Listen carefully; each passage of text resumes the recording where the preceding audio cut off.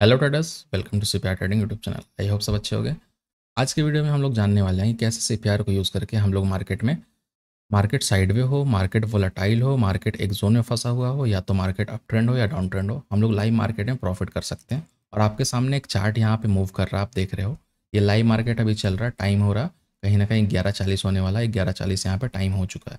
ठीक है, यहाँ पे हमने एक ट्रेड लिया था 20 पॉइंट के स्टॉप लॉस के साथ। और अगर मैं अभी आपको बताऊँ कि ट्रेड जो मूविंग है कितना पॉइंट दिया है, आप यहाँ पे देख सकते हो 183 पॉइंट कहीं ना कहीं मार्केट दे रहा है। और आज मार्केट थोड़ा साइडवे था, फिर भी हमें प्रॉफिट हुआ। एक हमें स्टॉप लॉस मिला था 20 पॉइंट का, बाकी एक हमें ट्रेड में 182 पॉइंट मिला, एक ट्रेड में हमें 60 पॉइंट मिला था, और एक ट्रेड में हमें कहीं ना कहीं 50-60 पॉइंट और मिला था।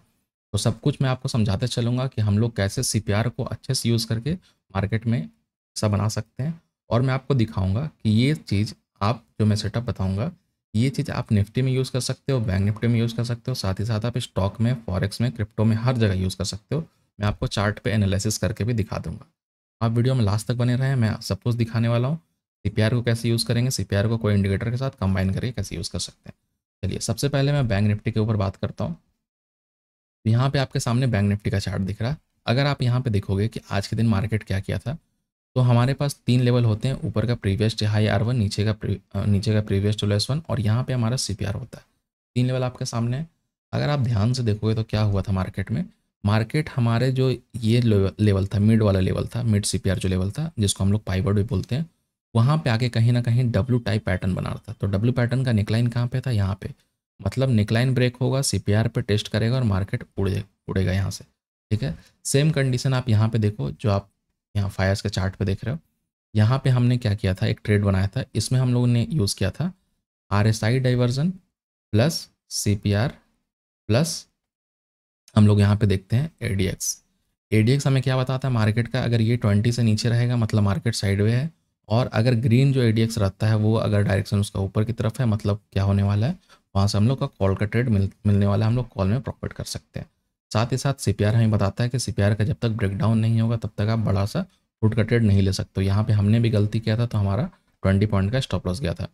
उसके बाद RSI क्या बता रहा था, RSI बता रहा था कि प्राइस कहीं ना कहीं ये बनाया हुआ है इक्वल लो, और जो RSI था वो ऊपर की तरफ मोमेंटम कर रहा था। तो ये मीडियम बुलिस में आता है, इसकी वजह से मार्केट एक मोमेंटम दिया था बुलिस का। उसके बाद मार्केट जब यहाँ पे रिटेस्ट करता है, उसी वक्त अगर आप देखोगे तो यहाँ पे आपका ये जो आप देख रहे हो, यहाँ पे आपका क्या हुआ, चैनल ट्रायंगल पैटर्न ब्रेकआउट होता है। और मूविंग एवरेज आपको ध्यान देना, जो भी मैं चार्ट पे मूविंग एवरेज यूज़ करता हूँ, यहाँ पे आप चार्ट पे देख रहे हो मैं हायर टाइम फ्रेम का मूविंग एवरेज यूज़ कर रहा हूँ, यहाँ पे चार्ट पे आप देख रहे हो लोअर टाइम फ्रेम का मूविंग एवरेज यूज़ कर रहा हूँ।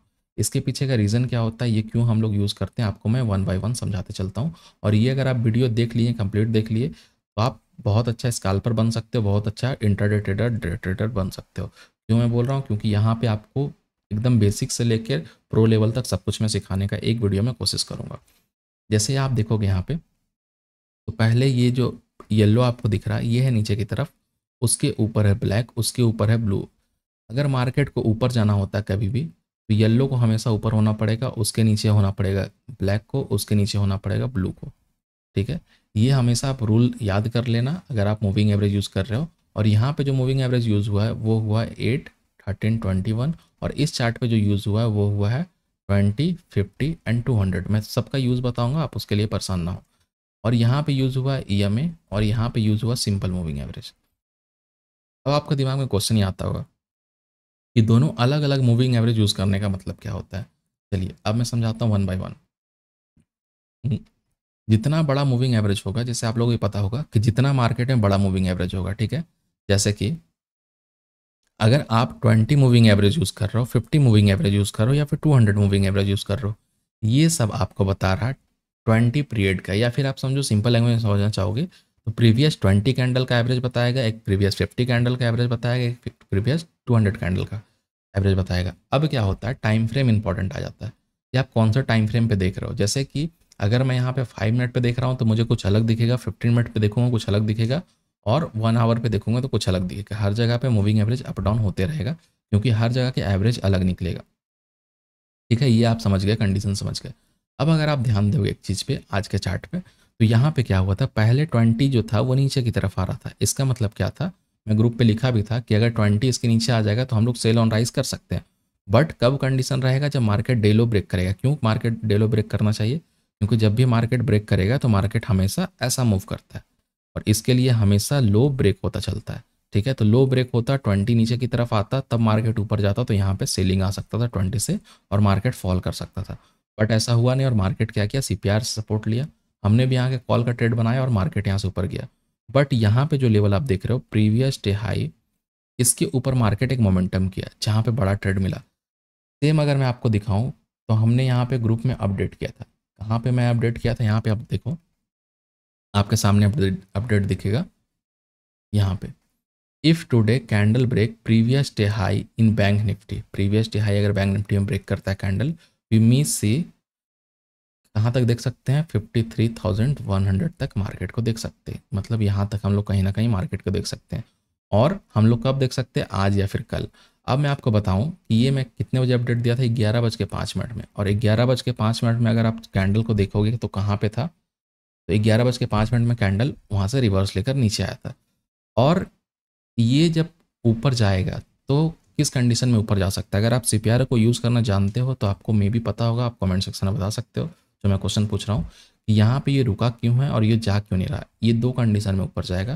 पहला कंडीशन में मार्केट यहाँ पे एक बॉक्स बनाता है, यहाँ पे फंसता है और थोड़े बायर्स आते हैं और मार्केट फिर फटकर यहाँ तक आ जाता है। दूसरा सिनेरियो क्या होगा कि मार्केट यहाँ पे टाइम पास करके थोड़ा सा नीचे आता है, थोड़ा सा मार्केट नीचे आएगा, यहाँ पे 20 SMA का सपोर्ट लेगा, यहाँ पे बुलिश कैंडल बनेगा, फिर मार्केट इस डायरेक्शन में ऐसे करके 53,100 के पास जाएगा। इसका मतलब क्या होगा, मैं आपको क्या समझाने की कोशिश कर रहा हूँ कि हमने जो यहाँ पे ट्रेड लिया था, आप देखोगे कि हमने सुबह से 2 से 3 ट्रेड बनाए। यहाँ पे मैं लॉजिक भी समझाया था, आप 1 मिनट का वीडियो देख रहे हो जिसमें मैं लॉजिक भी समझाया था लोगों को। और क्यों हमारा सबसे पहला एसएल गया था, जैसे मैं बताया कि हम लोग सीपीआर के अंदर इंटर किए पुट के लिए, बट वहाँ पे हमें मूविंग एवरेज का मार्केट में सपोर्ट नहीं मिला।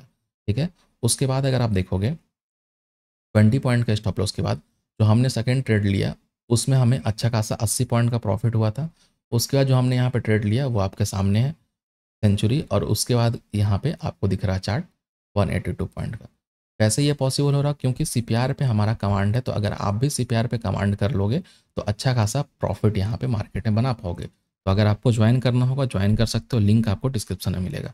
अब चलिए मैं यहाँ पे बात करता हूँ कि हम लोग अगर सीपीआर को यूज़ कर सकते हैं तो क्या क्या कॉम्बिनेशन उसके साथ कर सकते हैं जिससे हमें और कॉन्फिडेंस हो जाए मार्केट में ट्रेड करने के लिए। तो अगर आप सीपीआर यूज़ करना जानते हो और आप अगर बिगिनर ट्रेडर हो तो आप इसके साथ यूज़ कर सकते हो सिंपल मूविंग एवरेज या फिर exponential moving average.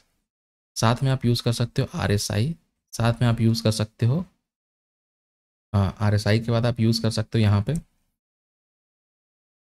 Bollinger band. इसके साथ अगर आप यूज़ करना चाहो तो यहाँ पे आप यूज़ कर सकते हो एडीएक्स। अब बात क्या आता है कि क्या सीपीआर काफ़ी नहीं है जो हमें ये सब यूज़ करना पड़ता है? सर सीपीआर बिल्कुल काफ़ी है।